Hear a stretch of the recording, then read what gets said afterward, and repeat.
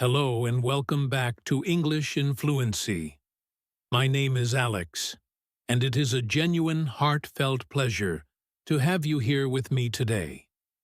Wherever you find yourself in the world right now, whatever the view is outside your window, I want you to feel welcome in this space we are creating together. Perhaps you are just beginning your day, with the scent of coffee in the air and the quiet promise of the morning ahead. Perhaps you are in motion, on a train or a bus, watching the world go by as you listen. Or maybe you have found a moment of stillness at the end of a long day, seeking a space for quiet reflection. Whatever your situation, I am deeply grateful that you have chosen to invest your precious time here. This podcast has always been about more than just the mechanics of language.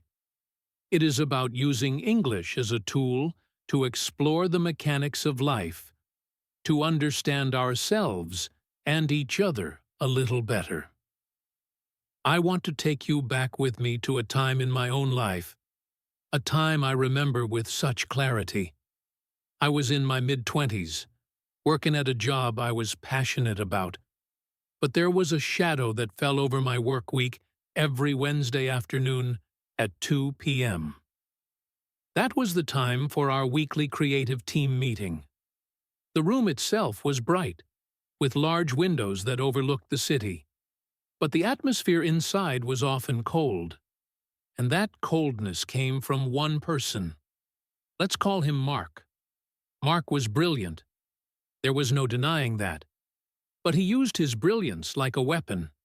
He had a way of speaking that could dissect any idea, any piece of work, and leave it in pieces on the table. I can still feel the physical sensation of sitting in that room. I would feel a knot of anxiety tightening in my stomach as I prepared to speak.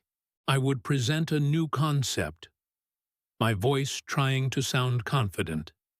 And Mark would lean back in his chair, a small, knowing smile on his face, and he would say something like, "Well, that's an interesting first draft.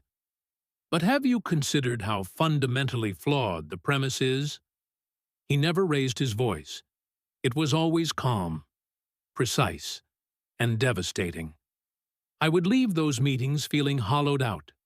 The passion I had felt for my work just hours before would be gone, replaced by a fog of self-doubt. I would spend the rest of the day, sometimes the rest of the week, replaying his words, his tone, his smile.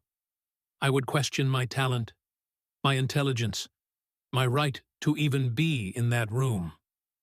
Maybe you recognize a version of this feeling. It's a feeling of being diminished, of having your inner light turned down by someone else's words or actions. Perhaps for you, it's not a Mark in a meeting room. Perhaps it's a family member whose constant negativity drains the joy from every celebration, or a friend who seems to thrive on drama. Their life a whirlwind of crises that always manages to pull you into its vortex, or even the brief, sharp rudeness of a stranger that can throw your entire day off balance. These people, these situations, are part of the complex fabric of human life. We label them difficult people, a simple term for a deeply challenging experience. For a very long time, I truly believed my only options were to either confront Mark, which I was terrified would lead to an explosive conflict, or to continue to endure it in silence, letting my confidence and happiness erode bit by bit. It felt like a choice between a battle and a slow surrender. But I want to tell you, with all the conviction in my heart, that this is a false choice. There is a third path. It is a path that does not require you to become aggressive or to shrink into silence. It is a path of quiet strength, of profound self-respect, of what I like to call peaceful power. It is the path of learning to deal with the storms of others without ever letting them capsize your own boat. And that is the journey we are embarking on today. This will be a deep and comprehensive exploration. We will not offer simple, superficial answers. We will walk together, step by step, through the entire landscape of this challenge. We will begin by mapping the territory, identifying the different archetypes of difficult behavior so you can recognize them clearly. Then, we will become archaeologists, digging beneath the surface to understand the hidden roots of this behavior, the why that can set us free. We will then turn the light of awareness inward to understand the true cost that these interactions have on our minds, our bodies, and our spirits.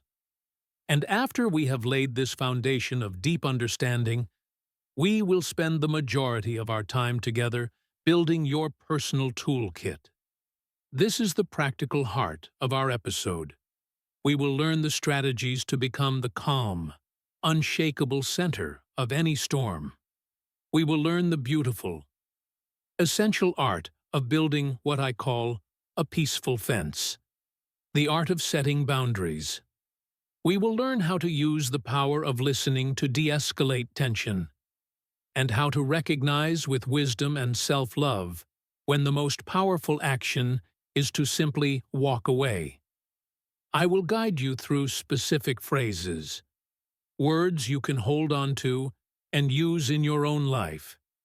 And to weave all of these threads together, I will share the detailed story of a woman named Maya and her slow, courageous journey of learning to navigate her relationship with her difficult brother. Her story will show you how these skills are not just theories, but real, accessible tools for a better life. My promise to you, as always, is that my words will be simple, my pace will be slow, and my intention will be clear. This is a space for you to relax your shoulders, to listen deeply, and to absorb not only the English language, but the life lessons held within it. So please, make yourself comfortable. Take a slow, deep breath in and a long, soft breath out. Let's begin this journey to reclaim your peace. Are you ready? Let's start. To truly begin our journey, we must first become skilled observers of the world around us and the people in it. We need to understand the landscape we are navigating. When we use the broad term, difficult person, we are painting with a very wide brush. The truth is, difficulty comes in many different flavors, many different forms. It's not just someone who has a different opinion or who is having a single bad day. A difficult person is someone whose consistent, predictable pattern of behavior creates a negative emotional wake, leaving others feeling stressed, depleted, angry, or confused. To navigate this landscape effectively, we must first learn to read the map. Let's explore some of the most common archetypes of difficult behavior, moving beyond the simple label to see the detailed patterns within. Recognizing these patterns is the first step toward freedom, because it allows you to separate the behavior from the person, and to separate their behavior from your own sense of self-worth. Let's start with an archetype we have already mentioned, one we can now explore in greater depth: the critic. The critic is an expert in finding the flaw, the mistake, the imperfection. Their focus is almost always on what is wrong rather than what is right. We talked about the critic in a professional setting, like my old colleague Mark. But this pattern can be much more subtle and personal. Consider a friend. Let's call her Sarah.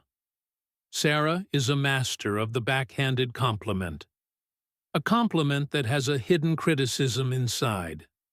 You might tell her about a promotion you received at work, and she'll say, "Oh, that's wonderful. They must have been really desperate to fill that position." Ouch. Or you show her a new dress you bought, and she says, "That's a lovely color. It's very brave of you to wear such a bold pattern." The surface words are positive, but the underlying message is a critique. Being friends with a subtle critic like Sarah can be even more confusing than dealing with an obvious one like Mark. You constantly feel a little hurt, a little off balance, but if you try to address it, she might say, "What's wrong? I was just giving you a compliment. You're being too sensitive." This leaves you questioning your own feelings and perception. It's a very difficult pattern because it's designed to be hard to pin down. Another very common archetype is one we can call the drama magnet. This person's life seems to be a never-ending television series filled with conflict, crises, and chaos. It's important to distinguish them from the victim. The victim feels that life is happening to them, while the drama magnet often seems to be the one stirring the pot, creating the drama themselves, even if they don't admit it. Think of a relative, perhaps a cousin named Tom.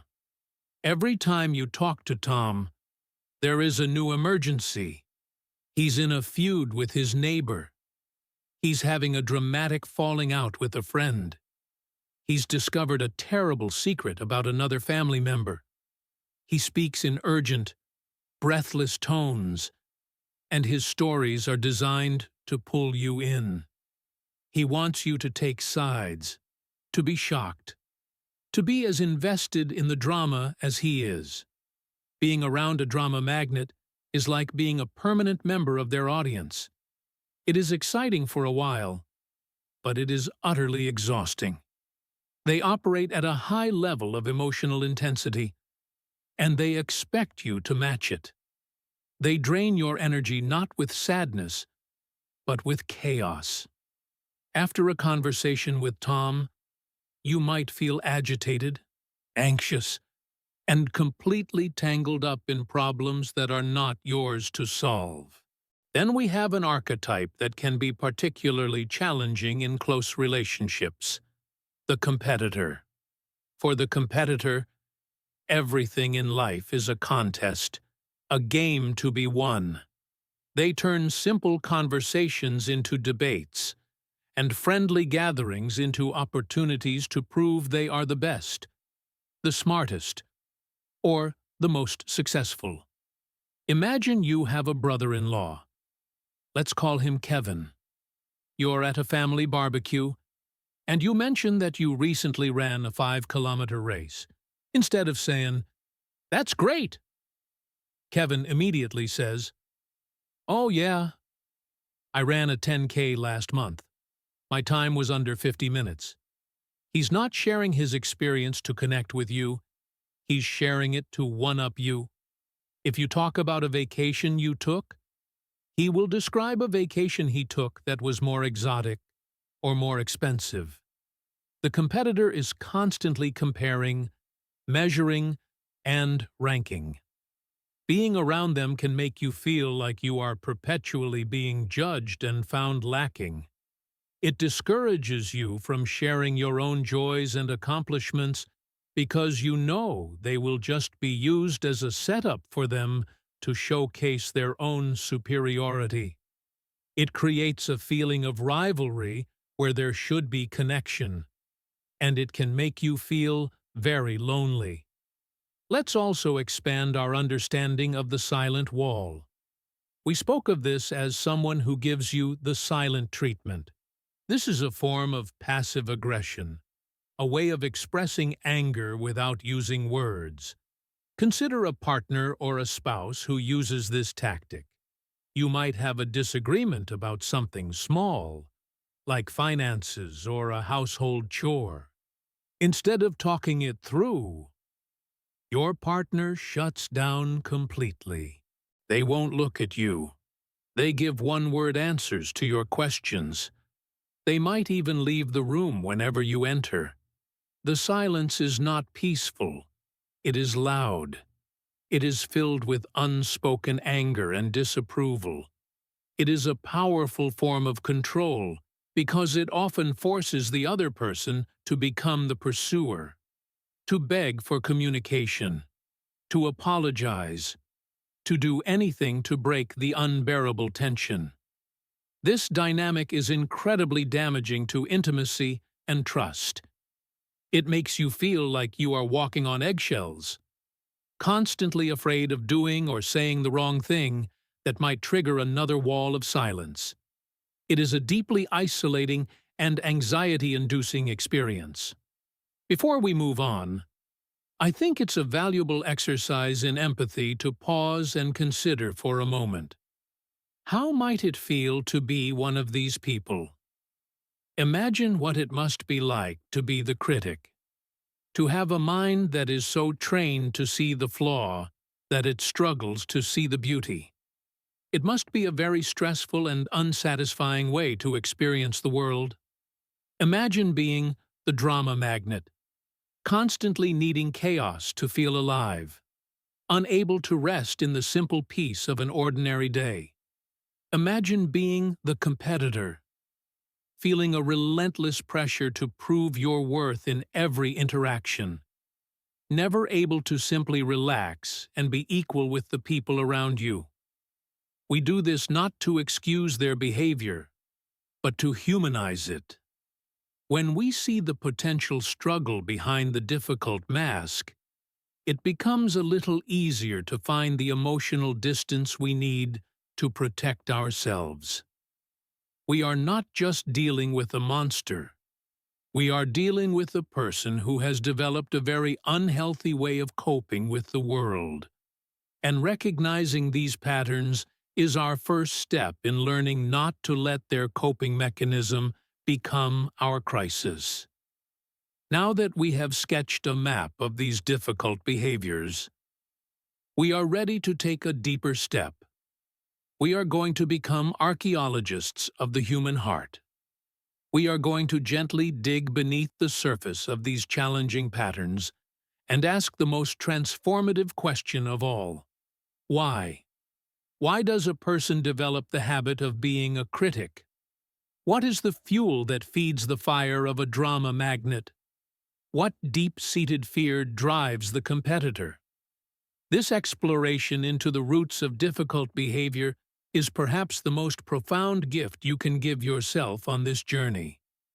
Let me say again, because it is so important. Understanding is not the same as excusing. We are not looking for reasons to let people treat us poorly. We are looking for wisdom.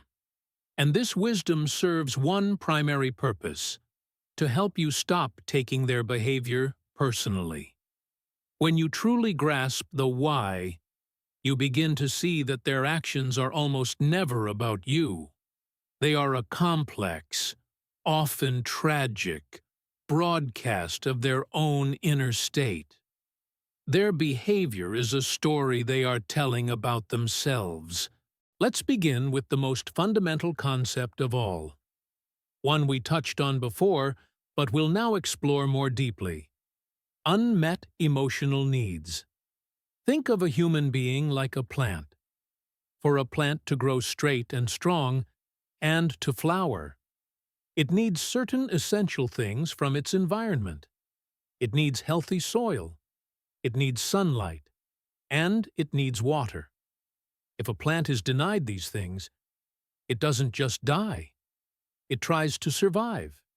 It might grow twisted and crooked as it strains toward a tiny sliver of light. It might develop weak stems and faded leaves. It adapts in an unhealthy way to an unhealthy environment. Human beings are the same. We have core emotional needs that are as essential as sunlight and water. We need to feel safe and secure. We need to feel a sense of belonging, to be a part of a tribe. We need to feel valued and respected. We need to feel that we have some agency, some control over our own lives. When we grow up in an environment where these needs are consistently met, we learn healthy ways to relate to the world. But if these core needs go unmet, we, like the crooked plant, can develop unhealthy and difficult strategies to try and get them met. The competitor, for example, who needs to win every conversation, may have grown up feeling invisible and undervalued. Their constant need to be better than you is a desperate, misguided cry for the respect and value they never received. The drama magnet may be trying to meet a need for connection and importance. By creating a crisis, they become the center of attention, and people rush to their side.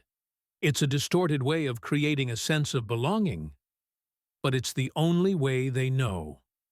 This leads us directly to the second powerful root: the echoes of the past.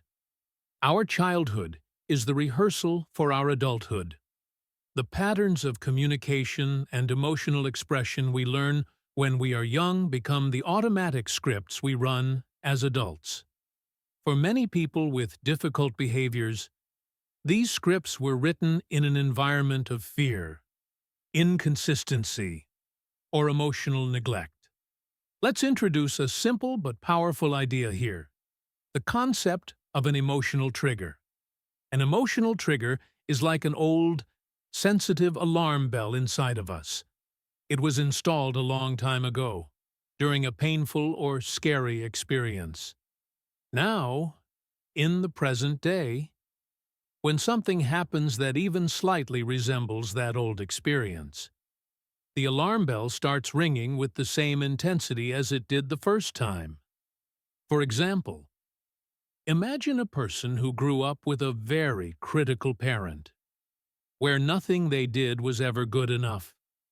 Now, as an adult, their emotional trigger might be any form of feedback at work.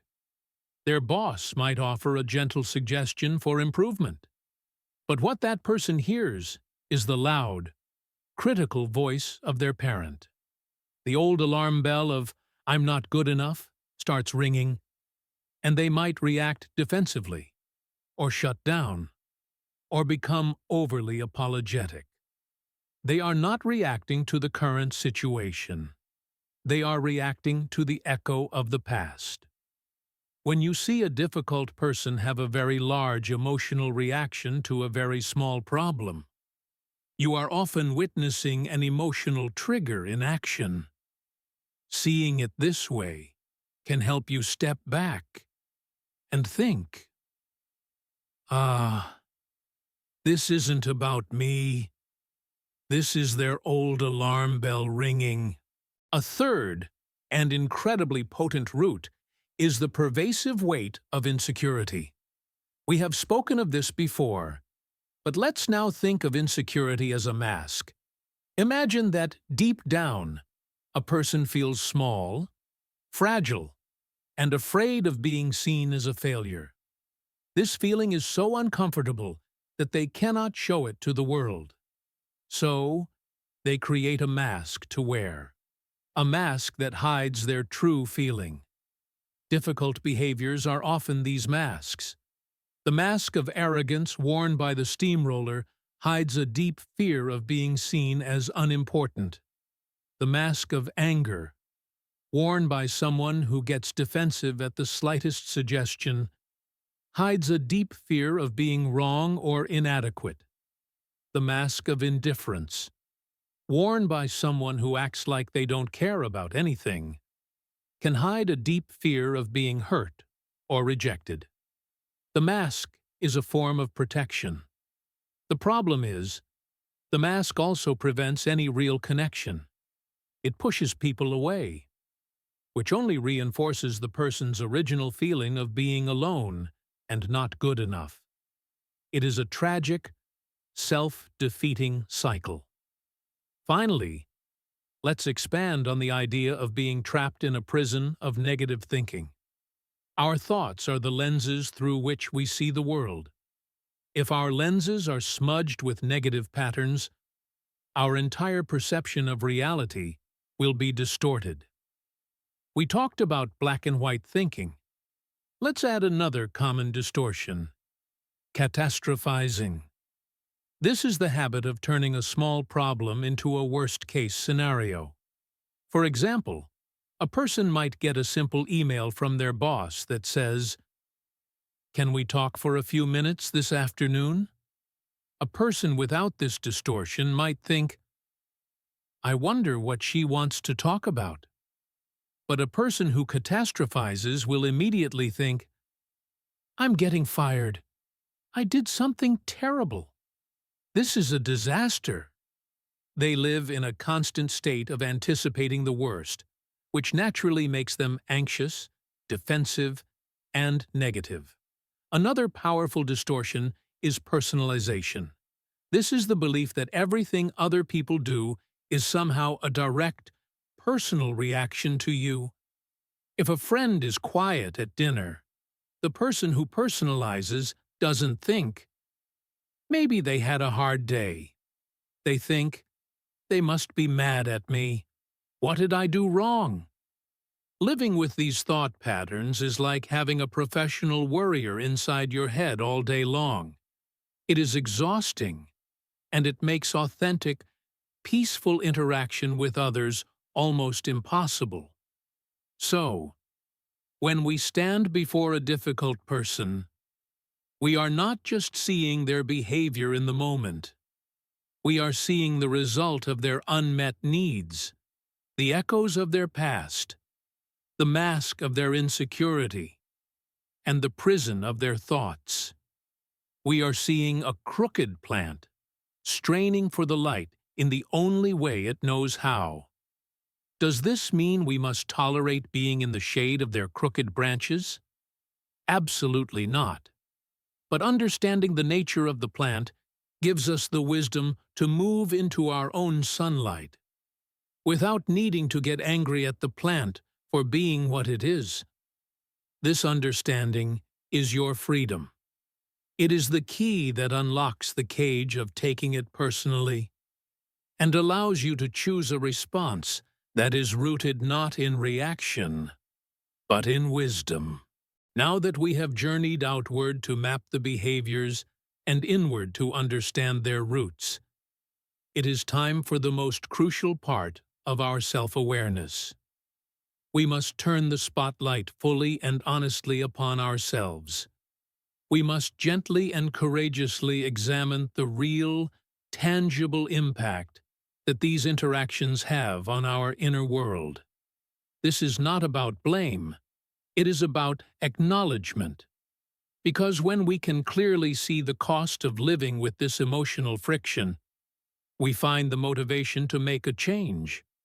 For too long, we may have been telling ourselves, "It's not that bad," or "I should just be stronger."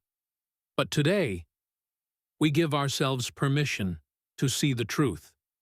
Interacting with consistently difficult people is not a neutral event. It creates a powerful emotional weather system, and if we are not equipped, their rain will soak us, their wind will chill us, and their storms will leave us feeling lost.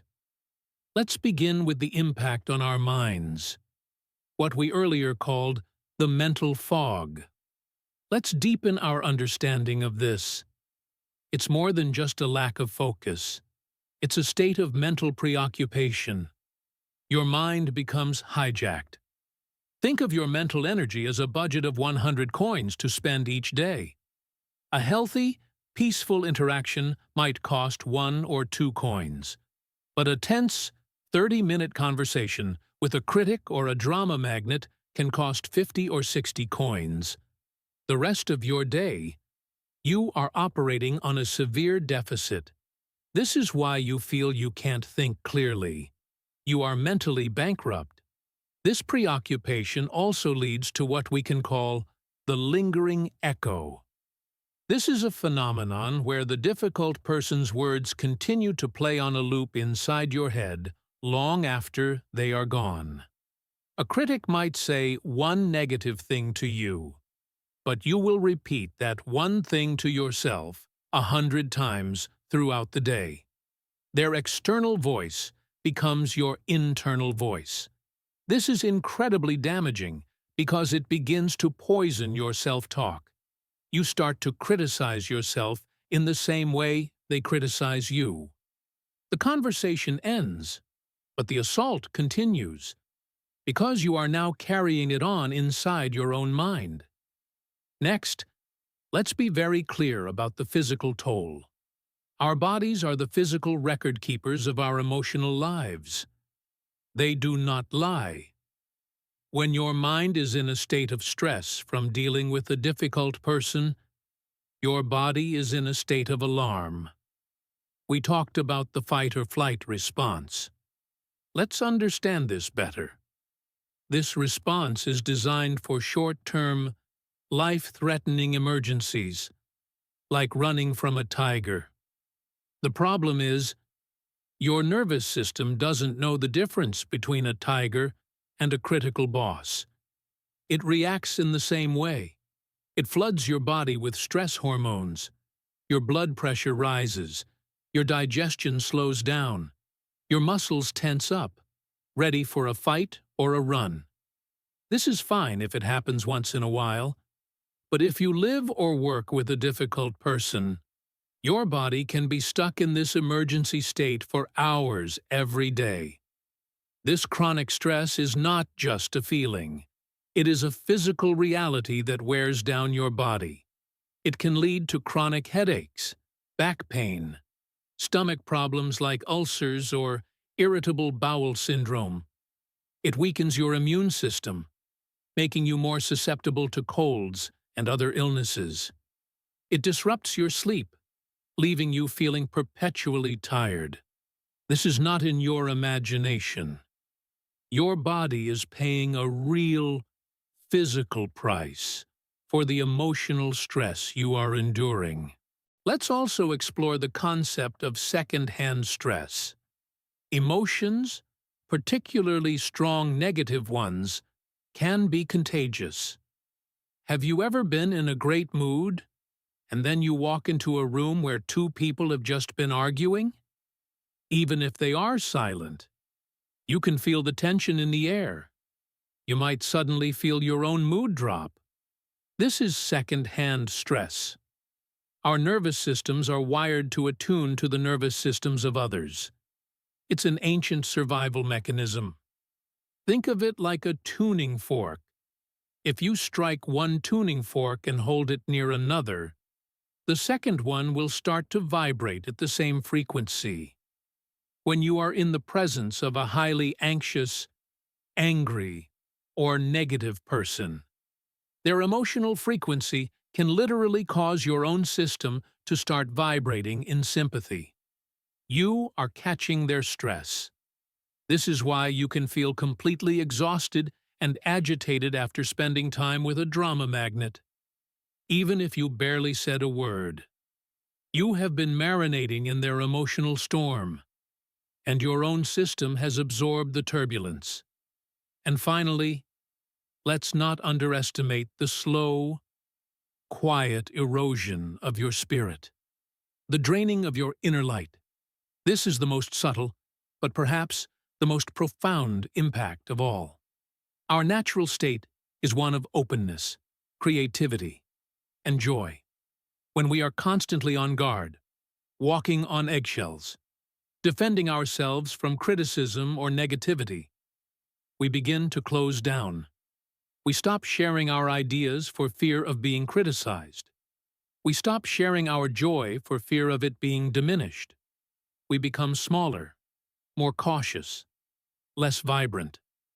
Our inner light begins to dim. We can lose touch with who we really are. This is the ultimate cost. Not just a bad day or a headache, but a slow disconnection from our own authentic self. We start to live a life that is defined by reacting to them. rather than a life that is created from our own center. When we look at this complete picture, the mental fog and the lingering echo, the real physical toll, the contagious nature of second-hand stress, and the dimming of our own inner light, we can no longer pretend that this is a small problem. It is a major issue of self-care and well-being. Acknowledging this cost is not an act of weakness. It is an act of profound strength. It is the moment where you draw a line in the sand and say, with clarity and conviction, my mental health, my physical health, my energy, and my spirit are too precious to be the casualties of someone else's difficult behavior. I am ready to learn a new way. And with that powerful decision, you are now ready to build your lighthouse.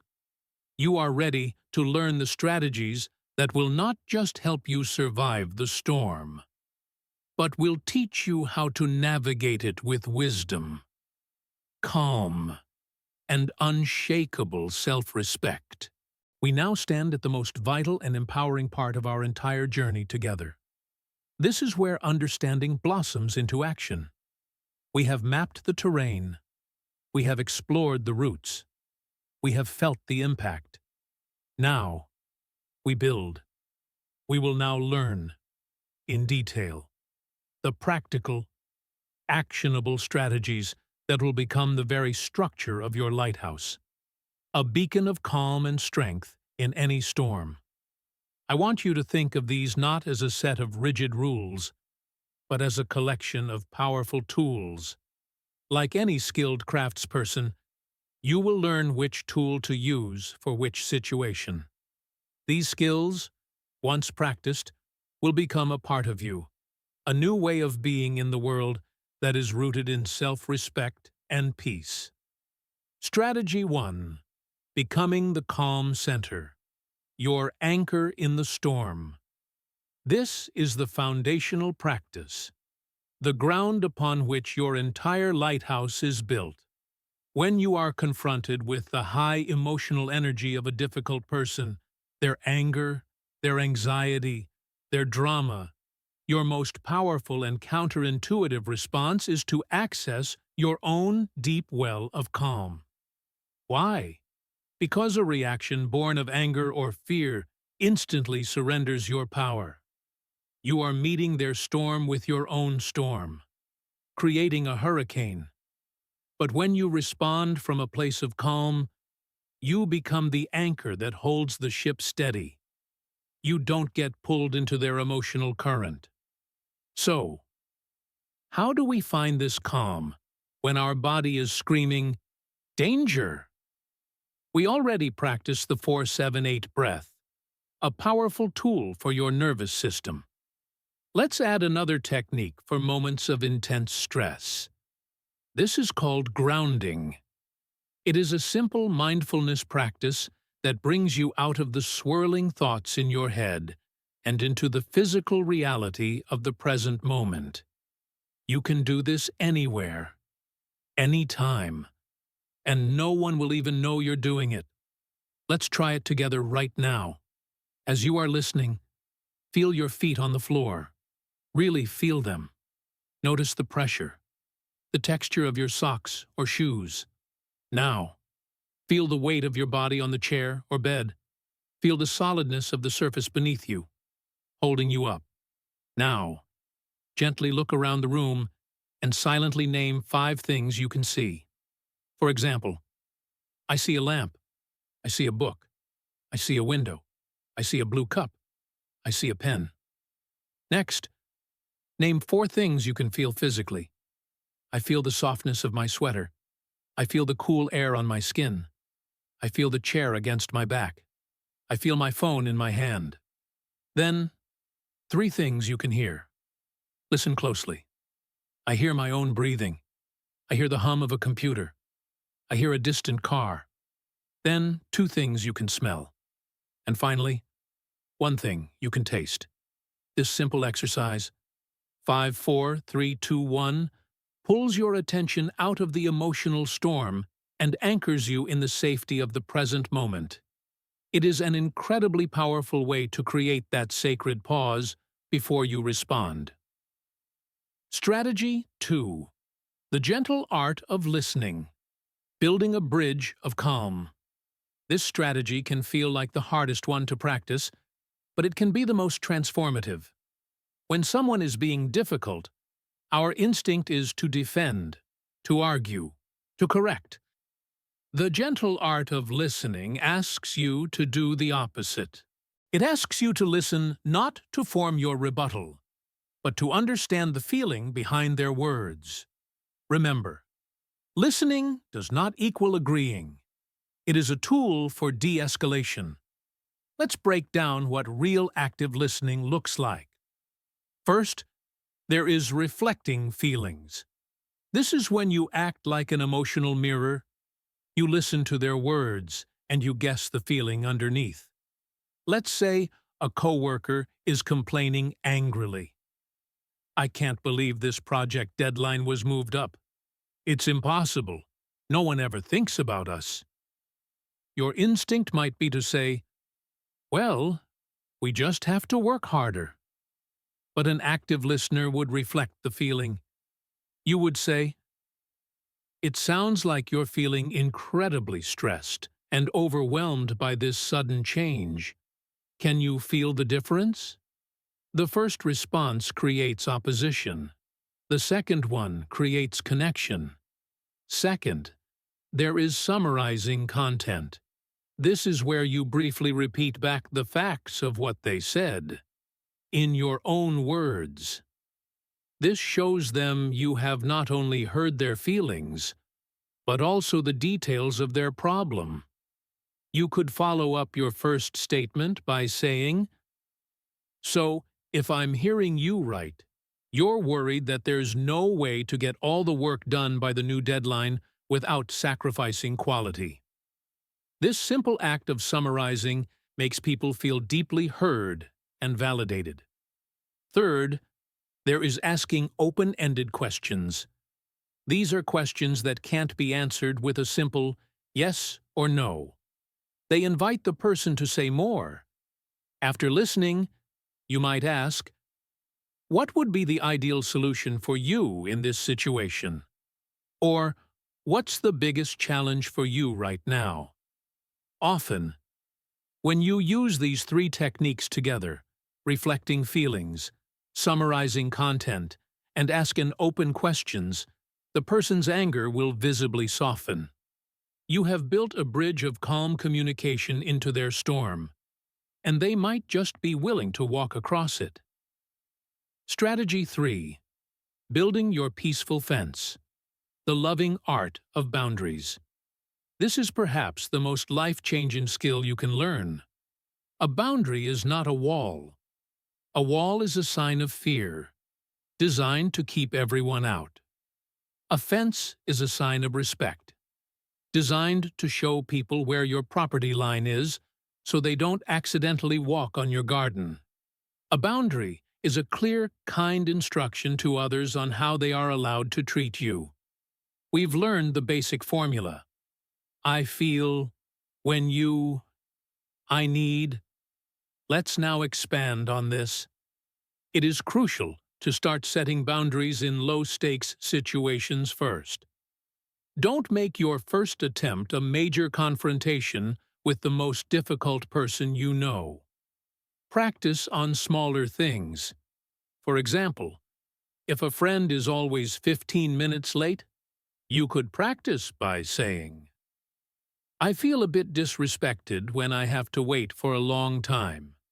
In the future, I need you to please text me if you're going to be more than 5 minutes late."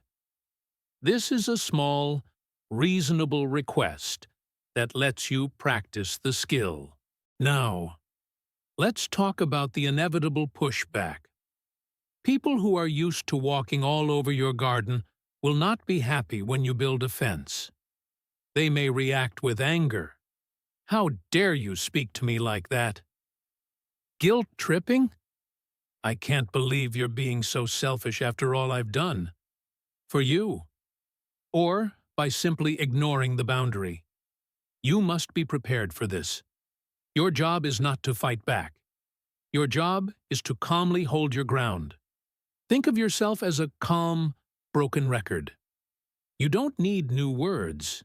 You just calmly repeat your boundary. If they get angry, you can say, "I'm not trying to start a fight.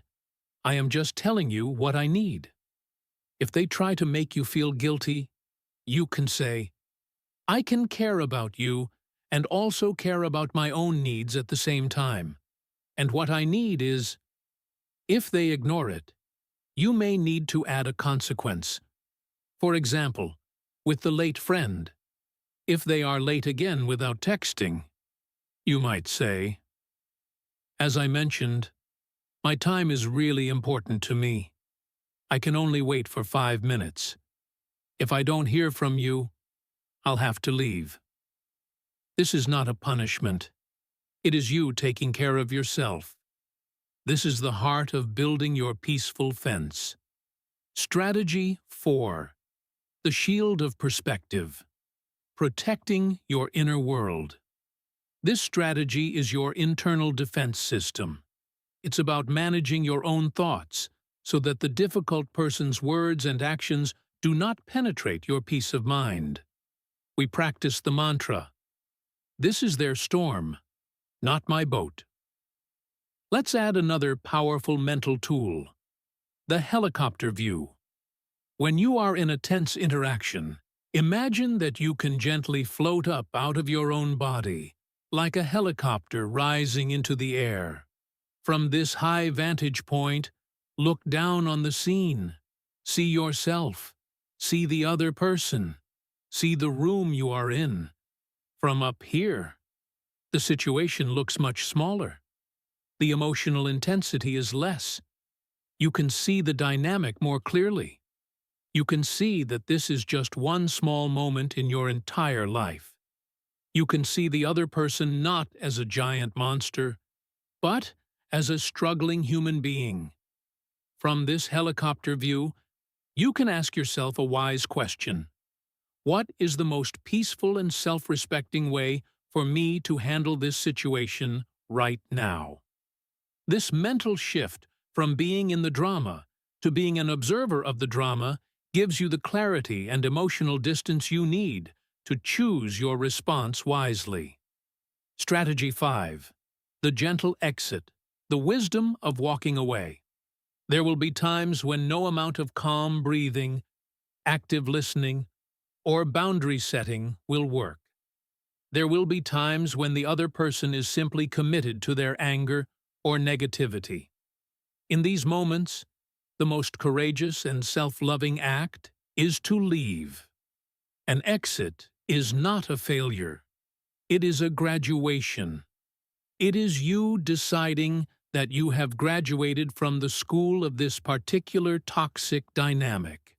We discussed polite exit lines. Let's also talk about the emotional exit. Sometimes, you cannot physically leave the situation. You might be in a car with the person, or in an important meeting. In these cases, you can still make an emotional exit. This means you make a conscious decision to stop investing your energy in the interaction. You stop arguing in your head. You stop trying to convince them. You can still be physically present. You can nod and make neutral comments like, "I see," or "Okay." But inwardly, you have walked away. You have put up your internal shield and decided not to absorb any more of their negativity. You are letting their words wash over you like water on a duck's back. This is an advanced skill, but it is a powerful way to protect your peace when a physical exit is not an option. These 5 strategies are your curriculum for peace. They are skills, and like learning a language or an instrument, they require practice. You will be clumsy at first. You will make mistakes. That's okay. Every single time you try, you are rewiring your brain. You are building new pathways of self-respect and calm. You are, step by step, building an unshakable lighthouse in the center of your own being. Now, to bring this entire journey into sharp focus, to move it from abstract ideas to a living, breathing reality. I want to share a story with you. This is the expanded story of Maya, a woman much like any of us, who learned to navigate the turbulent waters of a difficult relationship and find her own peaceful shore. Let's walk with her, feel what she feels, and see how she slowly, courageously, learns to use the very tools we have just discussed. Maya was a talented architect, known for her thoughtful designs and her quiet, collaborative nature. Her life was, for the most part, a calm and ordered one. But this calm was regularly disturbed by the impending arrival of family holidays, birthdays, and any event that required a gathering of her clan. The source of this disturbance was her older brother, Daniel. Daniel was a successful lawyer, charismatic, loud, and absolutely certain of his own correctness on every topic imaginable. In Maya's mind, he was a potent combination of the critic, the steamroller, and the competitor. He didn't just enter a room, he conquered it. For as long as Maya could remember, family dinners were Daniel's stage. If the topic was politics, he would deliver a closing argument as if he were in a courtroom. If it was sports, he would recite statistics to prove his unmatched expertise. But his most painful behavior was reserved for Maya herself.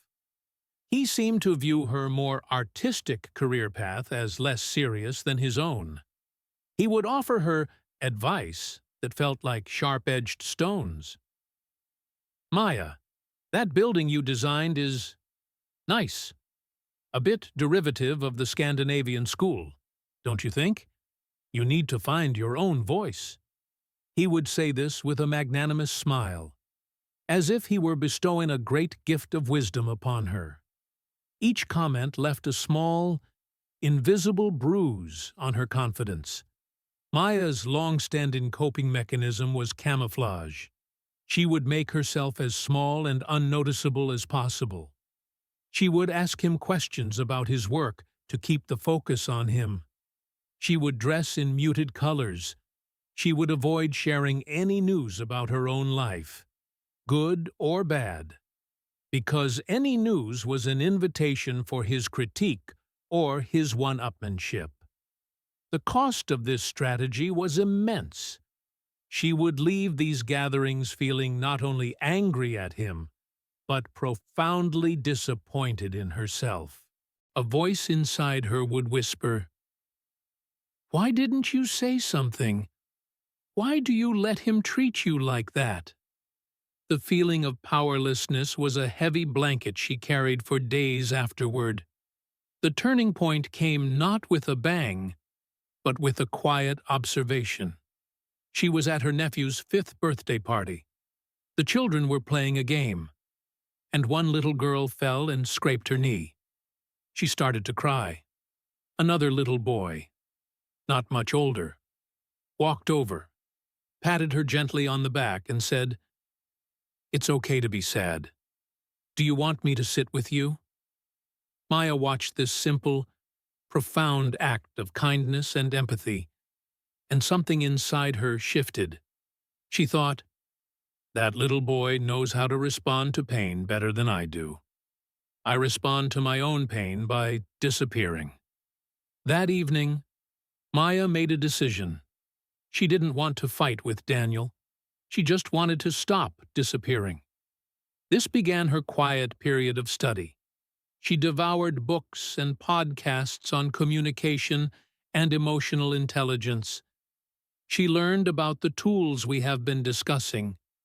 And as she learned, a small flame of hope began to flicker within her. Her first real test was a family dinner a month later. On the drive over, her stomach was in knots. The old anxiety was there.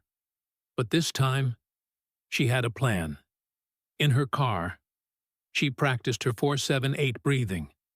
She did it 5 times, feeling her racing heart begin to slow. She also practiced a simple boundary statement in front of her rearview mirror. Her voice was shaky, but she said it. At dinner, Daniel was in classic form. He was lecturing everyone on the flaws in the global financial system. Then he turned to Maya.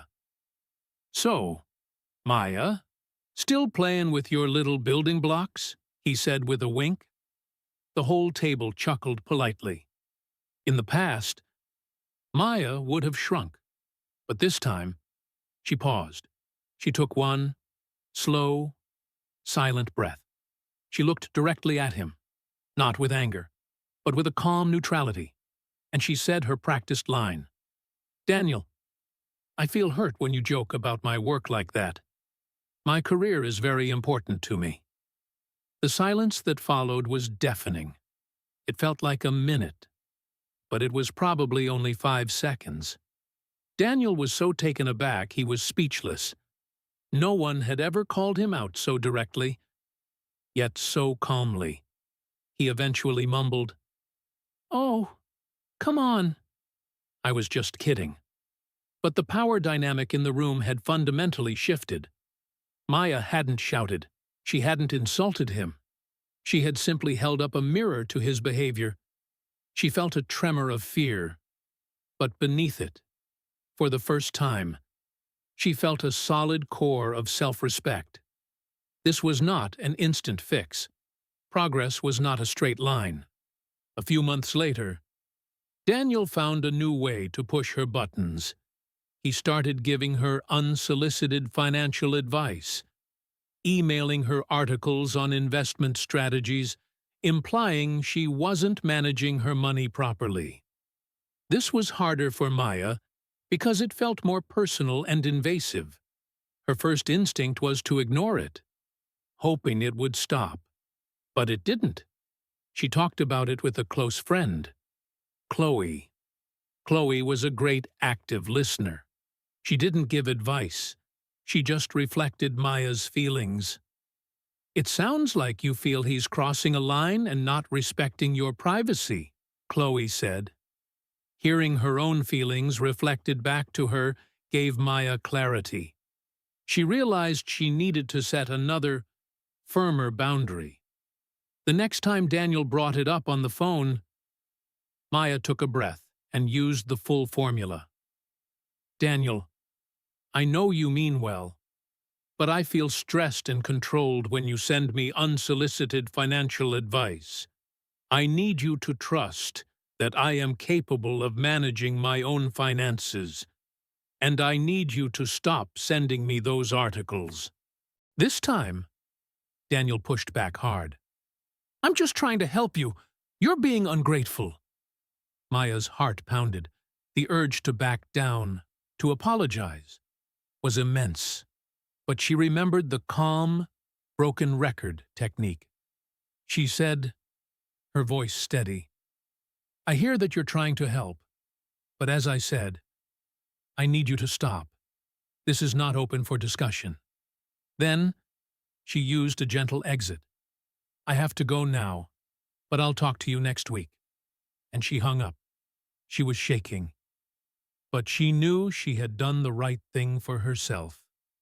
Over the next year, Maya continued her practice. She learned to see Daniel's behavior through the shield of perspective, picturing his critical words as gray clouds floating by. She used the helicopter view during tense family discussions, which allowed her to remain detached and calm. Her biggest transformation was internal. Daniel didn't magically become a sensitive, empathetic person. He was still Daniel, but he was like a storm that she now knew how to navigate. She had her anchor, her fence, and her compass. She learned that she couldn't control his weather, but she could absolutely control her own boat. The most beautiful part was the ripple effect. As she became more confident and grounded in her family life, she became a more assertive and respected architect at work. She found her voice, not just with her brother, but with the world. Maya's journey wasn't about changing Daniel. It was about Maya finally, fully, showing up for herself. And in doing so, she found a peace that no one could take away from her. As we bring our long and deep conversation to a gentle close, I invite you to take one more slow, conscious breath. Breathe in the possibility of change, and breathe out the weight of past frustrations. We have traveled an immense distance together today, from the surface of difficult behaviors to the very core of our own power to respond. We began by creating a map, identifying the patterns of the critic, the drama magnet, and others, not to label people, but to understand the behaviors that challenge us. We then ventured into the deep and complex world of why, discovering that behind these behaviors often lie the tender roots of unmet needs, the powerful echoes of the past, and the heavy masks of insecurity. This understanding became our first tool, not for excusing, but for liberating ourselves from the trap of taking things personally.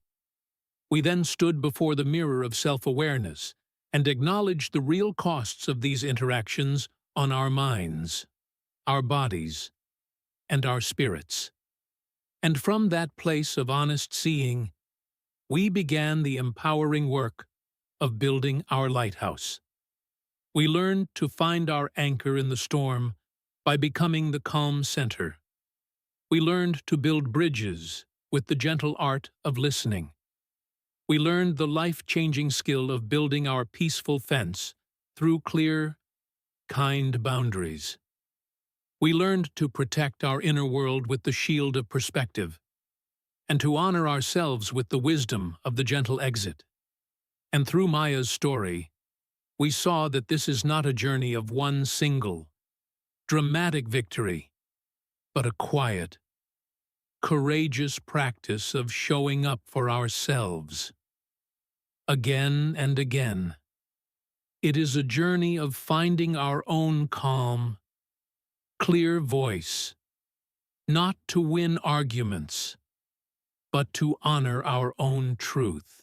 The single most important truth I hope you carry with you from our time together is this: you are the true source of your own peace. For so long, we may have believed that our inner calm was a fragile thing that could be shattered by the words or moods of others. We have given away our power, but today, we reclaim it. The ultimate power was never out there. It has always been in here. It resides in that sacred pause between what someone else does and how you choose to respond. In that pause lies your strength. In that pause lies your freedom. In that pause lies your peace. So, as we part ways for now, I wish to leave you with a gentle invitation for the week ahead. A practice to carry these ideas from your ears into your life. Your challenge, should you choose to accept it, is to become a compassionate scientist of your own life. Take a small notebook, or open a note on your phone, and this week, simply observe and record. No judgment, no need to act, just observe. Notice your interactions. After you talk to someone, jot down 1 or 2 words about how your body feels. Tense, relaxed, energized, drained. Notice your internal monologue. When you make a mistake, what is the voice inside your head saying? Is it critical? Is it kind? Notice when you feel the urge to set a small boundary, but don't. What stops you? This simple act of mindful observation is the most powerful first step you can take. It is the beginning of waking up to your own life. And if you feel inspired, continue to practice the phrases we learned. Say them to yourself in the car. Say them to your reflection in the mirror. I feel, when you, I need. Let the words become familiar, comfortable, and true. They are the building blocks of your peaceful fence. If this deep exploration has offered you value, if it has sparked a light of hope or clarity for you, I would be so grateful if you would share it with one other person. There is someone in your life who is also navigating their own storms, and this conversation could be the lighthouse they have been searching for. And to ensure that we can continue these journeys together, please take a moment to subscribe and turn on your notifications. It is a simple act that keeps this community connected and growing. Thank you. Thank you for your time, for your focus, and for your profound willingness to grow. The work you are doing is not just for you. It is for everyone whose life you touch. A more peaceful you creates a more peaceful world. Until we meet again, please be exceptionally kind and gentle with yourself. You are on a journey. You are learning. And you are doing more than enough. Take good care. And goodbye for now.